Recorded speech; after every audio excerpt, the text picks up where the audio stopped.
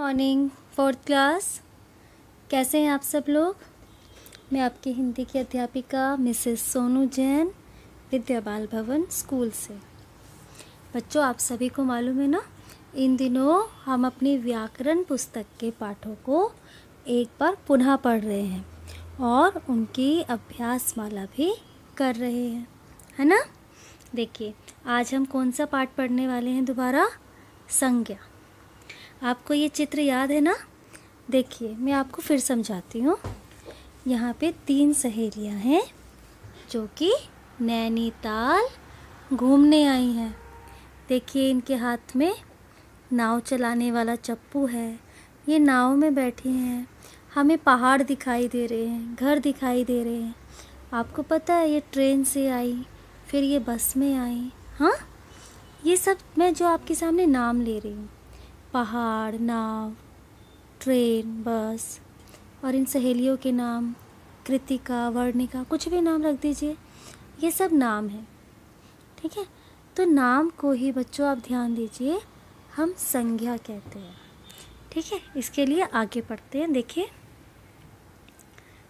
इस चित्र के बारे में यहाँ पे दिया गया है। गर्मियों में मधुरा और उसकी सहेलियाँ कृतिका, शैला और वर्णिका नैनीताल घूमने गईं। वे दिल्ली से रेलगाड़ी द्वारा काठगोदाम और वहाँ से टैक्सी द्वारा नैनीताल पहुँची। नैनीताल का मुख्य ताल चारों तरफ हरी भरी पहाड़ियों से घिरा है, जिन पर उगे हरे भरे वृक्ष शहर और ताल की सुंदरता को बढ़ा रहे हैं।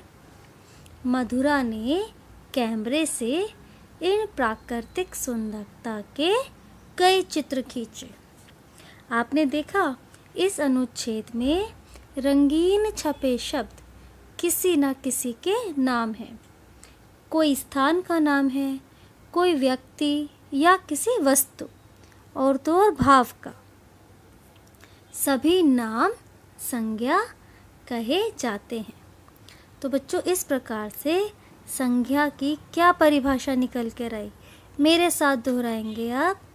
किसी प्राणी, जगह, वस्तु के नाम या मन के भाव को संज्ञा कहते हैं। जल्दी से बोलिए।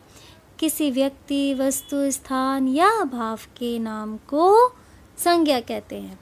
आइज क्लोज करके याद कीजिए। यस, जल्दी से बोलिए। गुड।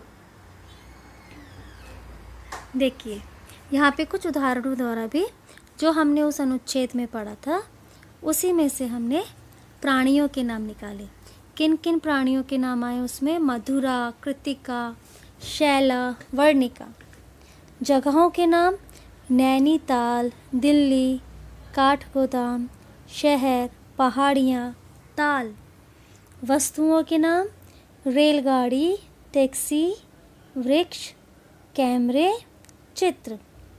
भावों के नाम गर्मी, सुंदरता। ठीक है, तो संज्ञा की परिभाषा एक बार फिर देखते हैं। किसी प्राणी, जगह, वस्तु के नाम या मन के भाव को संज्ञा कहते हैं। ठीक है, अब देखिए संज्ञा कितने प्रकार की होती है। बच्चों, संज्ञा होती है 3 प्रकार की। मुख्य रूप से संज्ञा 3 प्रकार की होती है। पहला है व्यक्तिवाचक संज्ञा, दूसरा जातिवाचक संज्ञा, और तीसरे नंबर पर है भाववाचक संज्ञा। जल्दी से आइज क्लोज करके बोलिए। व्यक्तिवाचक संज्ञा, जातिवाचक संज्ञा और भाववाचक संज्ञा। अच्छा, देखते हैं अब व्यक्तिवाचक संज्ञा क्या होती है। किसी विशेष व्यक्ति, वस्तु या स्थान के बारे में बताने वाले संज्ञा शब्द व्यक्तिवाचक संज्ञा है। किसी भी विशेष व्यक्ति, वस्तु या स्थान के बारे में बताने वाले संज्ञा शब्द व्यक्तिवाचक संज्ञा हैं। विशेष व्यक्ति जैसे कि महात्मा गांधी, भगत सिंह, रमेश, कनिका। विशेष वस्तु क्या हुई? रामायण, गीता, गोदान पुस्तक का नाम है ये, कुतुब मीनार, लाल किला आदि। और विशेष स्थान कोलकाता, चेन्नई, हैदराबाद, दिल्ली आदि। अच्छा, आप ये भी सोचेंगे कि गांधी नाम तो एक नहीं, बहुत सारे व्यक्तियों का हो सकता है। ऐसे ही रमेश, कनिका, बहुत सारे लोगों के नाम हो सकते हैं। तो ये सही है कि गांधी कई हो सकते हैं, पर नाम एक होने से सभी व्यक्ति तो एक नहीं हो सकते, है ना। अगर हम किसी का नाम विशेष रूप से लेकर वाक्य बना रहे हैं तो वह व्यक्ति विशेष हो जाएगा, ठीक है, क्योंकि हर व्यक्ति अलग होता है। अतः यह व्यक्तिवाचक संज्ञा में ही होगा। उसके बाद है बच्चों जातिवाचक संज्ञा। इसको पढ़ते हैं। किसी व्यक्ति, वस्तु या स्थान की पूरी जाति के बारे में बताने वाले संज्ञा शब्द जातिवाचक संज्ञा है। फिर से पढ़ते हैं।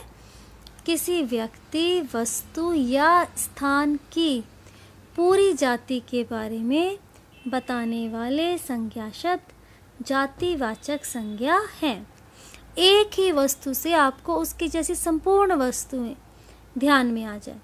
जैसे देखिए व्यक्ति देखते हैं, किसान। किसान शब्द आपने बोला और आपके मन में ख्याल आ गया किसान जो खेतों में काम करते हैं, जो अन्न उगाते हैं। अध्यापक जो पढ़ाते हैं। बच्चा जो छोटा बच्चा होता है ना। तो आपको इन शब्दों को पढ़ के समझ में आ गया कि ये शब्द किस रूप के लिए, किसके लिए प्रयोग हो रहा है। वस्तु सब्जी, सब्जी से आप समझ गए कि आलू, गोभी, घिया, कुछ भी। मिठाई, कोई सी भी, गुलाब जामुन, रसमलाई, कोई भी मिठाई, है ना। ऐसे ही आम, केला, दाल आदि। स्थान नदी जो बहती रहती है, जो समुद्र में जाके मिल जाती है, पहाड़, खेत, जंगल, विद्यालय, ये सब जातिवाचक संज्ञा के उदाहरण हैं। अच्छा, एक बात यहाँ पे और दी गई है कि आम के लिए कह सकते हैं कि वह एक विशेष फल है।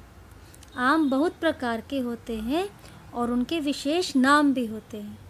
यहाँ एक विशेष आम की बात नहीं की गई, इसीलिए इसे जातिवाचक संज्ञा ही कहेंगे। अब है भाववाचक संज्ञा। अब ऐसा होता है बच्चों, कुछ संज्ञाएं ऐसी होती हैं जो ना तो जातिवाचक होती हैं ना ही व्यक्तिवाचक। वे दिखाई नहीं देती हैं, ना ही हम उन्हें छू सकते हैं। उन्हें हम सिर्फ और सिर्फ महसूस कर सकते हैं, इसलिए उन्हें भाववाचक संज्ञा कहा जा सकता है।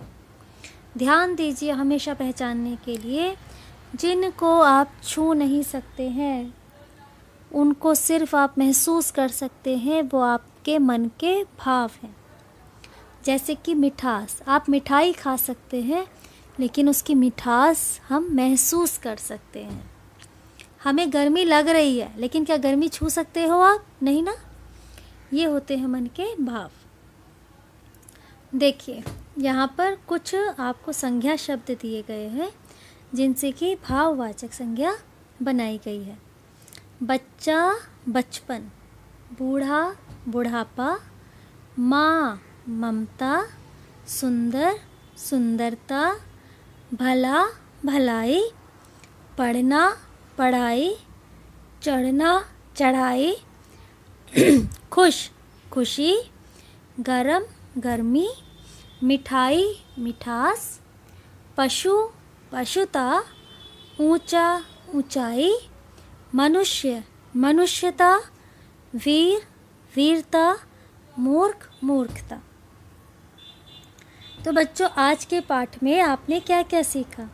आपने यह सीखा कि किसी प्राणी, जगह, वस्तु के नाम या मन के भाव को संज्ञा कहते हैं। ठीक है, किसी भी व्यक्ति, वस्तु, स्थान या मन के भाव के नाम को हम संज्ञा कहते हैं। संज्ञा के 3 भेद होते हैं: व्यक्तिवाचक संज्ञा, जातिवाचक संज्ञा और भाववाचक संज्ञा। भाववाचक संज्ञा शब्दों की रचना कई और शब्दों से की जा सकती है, जैसे कि सुंदर से सुंदरता, गर्म से गर्मी। ठीक है, तो आज आपका पाठ संज्ञा हमने इसकी पुनरावृत्ति ली और अब हम इसके अभ्यास माला आरंभ करते हैं। ठीक है, सबसे पहले तो आप देखिए मुझे ये बताइए कि वे कौन से नाम हैं जिन्हें आप छू सकते हैं। सोच के अपनी कॉपी में लिखिए, और जिन्हें आप नहीं छू सकते हैं ऐसे नाम भी आप अपनी कॉपी में लिखिए। फिर अच्छा आप मुझे ये बताइए कि अगर आपको कोई पुरस्कार मिलता है तो आपके मन में कैसे भाव आते हैं। मैं तो बहुत खुश होती हूँ, आप अपना सोचिए। अगर आपको चोट लग जाती है तो क्या होता है? बच्चों मुझे तो बहुत दर्द होता है, दुख होता है। आप सोच के बताइए अपने मन के भाव। अगर आप पिकनिक पे जाते हैं तो क्या होता है? मैं तो बहुत उत्सुक हो जाती हूँ, एक्साइटेड हो जाती हूँ। तो क्लास चलिए अब आज के अभ्यास माला आरंभ करते हैं। देखिए पहला प्रश्न है, इन संज्ञा शब्दों को उनके भेद के अनुसार अलग अलग लिखें। ये प्रश्न हम पहले भी कर चुके हैं। यहाँ देखिए कुछ संज्ञा शब्द दिए गए हैं, जैसे कि घबराहट, पेंसिलें, खुशी, पौधा, यमुना, सूर्य, तारे, दया, भारत, गुलाब जामुन, रिहाना, मिठास, खुशबू, हिमालय, मैदान। है ना क्लास? इसमें से हमें व्यक्तिवाचक संज्ञा, जातिवाचक संज्ञा और भाववाचक संज्ञा इन्हें अलग अलग करना है। तो हमने अलग करा। व्यक्तिवाचक में देखिए यमुना, सूर्य, गुलाब जामुन, भारत, रिहाना, हिमालय। जातिवाचक संज्ञा में पेंसिलें, पौधा, तारे, मैदान। भाववाचक संज्ञा में घबराहट। भाववाचक संज्ञा आपको याद है ना अच्छे से? खुशी, दया, मिठास। ठीक है, अब इसके आगे का प्रश्न था कि संज्ञा के सही भेद पर सही लिखो। जैसे सान्या मेरी मित्र है, यह व्यक्तिवाचक संज्ञा। बाहर अच्छा मौसम है, भाववाचक संज्ञा। आकाश की सुंदरता देखते ही बनती है, ये भी भाववाचक है। आजकल बच्चे मस्ती कर रहे हैं, तो ये जातिवाचक संज्ञा में। कोयल की कूक मन में प्रसन्नता भर देती है, तो ये व्यक्तिवाचक। अब देखिए प्रश्न नंबर 3 पढ़ते हैं। निम्नलिखित अनुच्छेद में आए संज्ञा शब्द रेखांकित करें और उनके भेद लिखें। ठीक है, आपको एक अनुच्छेद छोटा सा दिया हुआ है, आपको उसमें से संज्ञा शब्दों को रेखांकित करना है और उनके भेदों के नाम भी लिखने हैं। देखिए अक्षत घर के बगीचे में बैठा हुआ था। आकाश में काले बादल छाए थे, पक्षी उड़ रहे थे। उसने सोचा, काश मैं पक्षी होता और प्रकृति की सुंदरता का आनंद लेता। व्यक्तिवाचक संज्ञा इसमें से क्या क्या है बच्चों? देखिए व्यक्ति विशेष के बारे में क्या बात हुई है? अक्षत, आकाश और बादल। अगर बादल होता सिर्फ तो वो जाति में, लेकिन यहाँ पे स्पेशल बादल के बारे में बात हुई है, तो काले बादल व्यक्तिवाचक। जातिवाचक में देखिए घर, बगीचे और पक्षी। भाववाचक संज्ञा में सुंदरता, आनंद। अब देखिए अगला प्रश्न है, संज्ञा शब्दों से भाववाचक संज्ञा बनाओ। संज्ञा शब्द भला, भला से क्या बना? भलाई। चौड़ा चौड़ाई, ऊंचा ऊंचाई, खट्टा खटाई, मीठा मिठास, सुंदर सुंदरता, उदार उदारता, पशु पशुता, मनुष्य मनुष्यता, वीर वीरता, खेल खेलना खेल, दौड़ना दौड़, पढ़ना पढ़ और चढ़ना चढ़। ठीक है। अब इसके आगे देखिए, अगला प्रश्न है शब्द सीढ़ी बनाओ। शब्द सीढ़ी आप समझते हैं, जहाँ पर अंतिम वर्ण होता है, पहले शब्द का अंतिम वर्ण दूसरे शब्द का प्रथम वर्ण बन जाता है। देखिए जैसे तबला, इसका अंतिम वर्ण क्या है? ला। ला से क्या बनाया हमने? लालटेन। लालटेन का अंतिम वर्ण न। न से नदी, नदी से दीपक, दीपक से कमल और कमल से लड़का। ठीक है क्लास, इतना समझ में आ गया आपको? अब देखिए आपके लिए क्या कार्य लाई हूँ मैं। पेड़, नदी, पहाड़, समुद्र, हरियाली शब्दों का प्रयोग करते हुए एक छोटी सी कविता आपको लिखनी है। समझ गए आप? क्या करना है आपको? पेड़, नदी, पहाड़, समुद्र, हरियाली, इन शब्दों का प्रयोग करते हुए आपको एक छोटी सी कविता लिखनी है। ठीक है। और आपको क्या पता लगाना है?